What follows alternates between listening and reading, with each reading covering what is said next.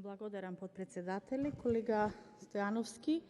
Да не ја замајуваме јавноста, вие перфектно знаете дека станува збор за заем од Светска банка за проектот за унапредување на основното образование, кој што е дел од новата 4-годишна стратегија на Меѓународната банка за развој, односно Светска банка, за партнерство со земјата за периодот од 2019-2023 година.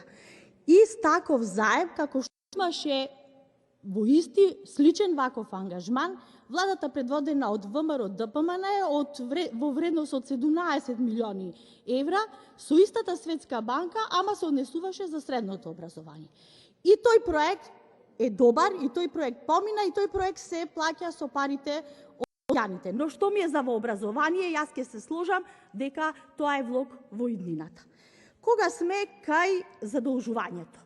Многу убаво образложивте и кажавте некои своји работи, а јас ќе цитирам изјава на министерот Битичи. Кога сме кај задолжувањето?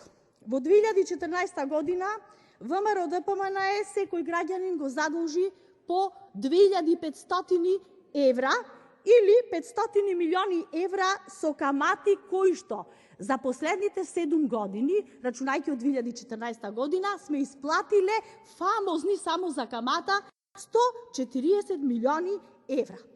И замислете сега, ако не биле тие пари потрошени тамо, туку може ли да се направат 7 училишта од типот на Киро Глигоров, 42 градинки од типот на градинката Јаболчево во Ресен, можело да се изградат 320 километри канализација, 160 километри примарна канализација, или секој година би можело да се исплати зголемената минимална помош на социјалните семејства во износ на 45.000 социјални семејства.